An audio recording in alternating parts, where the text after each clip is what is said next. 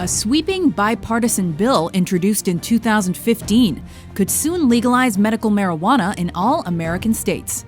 Welcome to Watch Mojo News, the weekly series where we break down news stories that might be on your radar.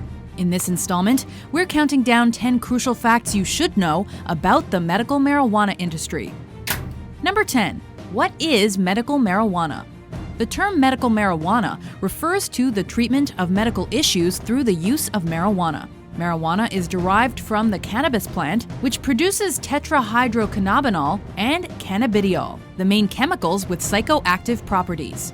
Dating back 10,000 years, the cannabis plant was originally used in Taiwan for its fiber. This naturally led to the discovery of its medicinal purposes, and it was soon used in traditional Chinese medicine to treat various ailments.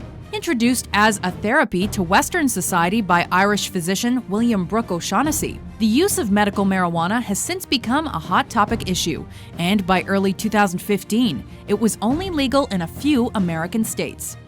Number 9. Could it help treat patients? There has been a limited amount of research in relation to the effects of marijuana and its varied use in treating patients suffering from cancer, HIV, dementia, diabetes, epilepsy, and more. This is in large part due to the Schedule I classification of cannabis in the United States, meaning it's not currently accepted for medical use in the country. As a controlled substance, it shares its classification with drugs like heroin, LSD, MDMA, ecstasy, and so forth. For the most part, both patient trials and long-term research into the topic have been limited, as the American government refuses to reclassify marijuana. That being said, a study released in 2014 found that in states where medical marijuana is legal, there was a 25% decrease in deaths related to prescription pain medication. Potential medical benefits of consuming marijuana include a reduction of nausea and vomiting in those going through chemotherapy and those with complications related to AIDS. As the United States begins to loosen the collar on research permissions, however, more long-term studies and conclusive evidence should accumulate. Number 8. What happens to your body when you use it? The two main chemicals in cannabis, along with almost 500 compounds found in the plant, work in tandem to release tetrahydrocannabinol, THC, and cannabidiol, or CBD.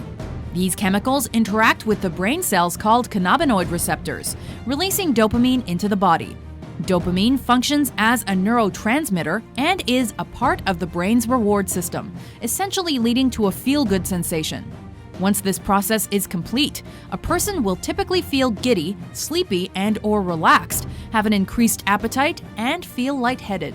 However, research has suggested that these positive benefits of marijuana consumption are offset by more negative effects, such as a decrease in balance, a blockage in memory formation, and an addiction to the substance.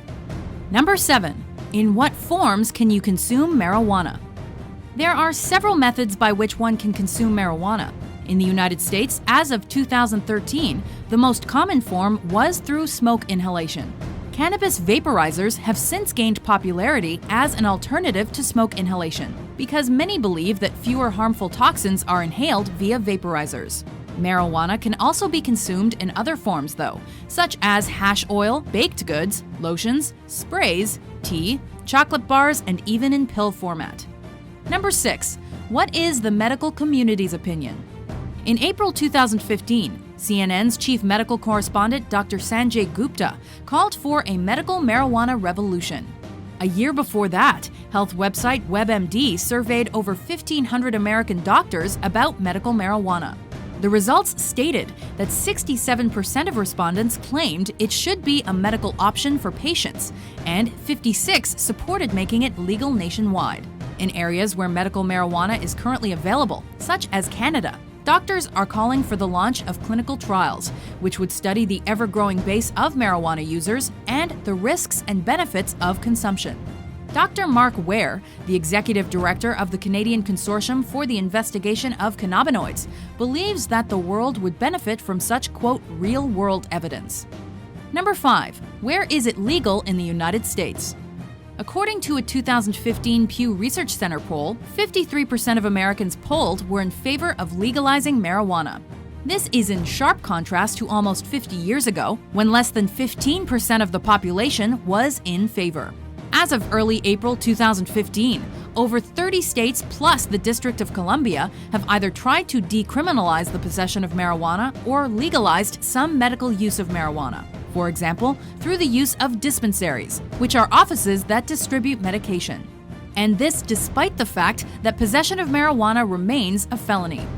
Furthermore, the tally of states supporting decriminalization and/or legalization may soon grow, as there are 7 states pending legislation, including Florida, Texas, and Missouri.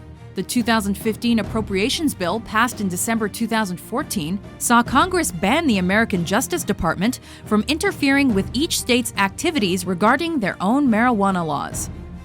Number 4. Have other countries legalized or decriminalized marijuana?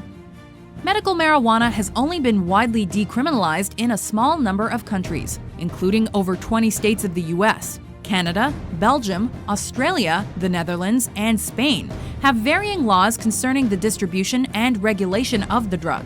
For example, in Canada, marijuana is illegal, though it has been available since 2001 for medical purposes through what is called the Marijuana Medical Access Regulations, now Marijuana for Medical Purposes Regulations. By contrast, the personal use of marijuana is decriminalized only in certain states of Australia. That being said, many countries around the world, including Argentina, Colombia, Costa Rica, Jamaica, Mexico, Portugal, and more, have decriminalized small amounts of marijuana for personal use or simply do not prosecute on a law enforcement level. Number 3. How does legalization affect the economy? Depending on the state in which you live, there are high taxes on the marijuana for sale at the dispensaries and stores in the United States. In Colorado, the state has accrued nearly $60 million in taxes from the sale of marijuana from 2014 to 2015, and it will most likely issue a one-time refund to the taxpayers. The revenue acquired in taxes, combined with the funding that was previously accorded to law enforcement in fighting the use, possession, and sale of marijuana, has left the state with a large cash windfall. The Drug Policy Alliance, an organization promoting drug policies, also points to declining levels of crime and traffic fatalities in Denver since the first retail marijuana stores opened in early 2014. Furthermore, a portion of these taxes can be distributed to fund various state budgets, such as the school boards and youth drug prevention programs. Number 2. Who is against legalizing marijuana? Many who oppose the decriminalization of marijuana, including the governor of New Jersey, Chris Christie, believe that it is a gateway drug, leading to an increased vulnerability to the abuse of other drugs and addiction in young marijuana users. The main argument cites research which shows that lab rats introduced to THC, one of the main chemicals in marijuana, show a stronger sensitivity to harder drugs when exposed to them later in life. Law enforcement opponents believe there is a lack of proper regulation of the drug in regards to underage use and health code violations like homegrown plants. Furthermore, certain medical officials, such as Dr. Eric Voth, chairman of the Institute on Global Drug Policy, believes that allowing medical marijuana to bypass the U.S. Food and Drug Administration sets a terrible medical precedent. Number 1. Will the Senate bill pass?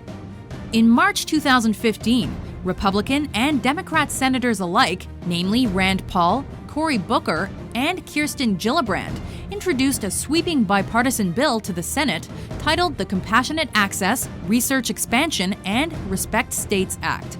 Under the proposed bill, certain restrictions would be eased concerning marijuana, allowing greater access to the drug for research in treating various ailments such as post-traumatic stress disorder, Alzheimer's, cancer, epilepsy, and multiple sclerosis.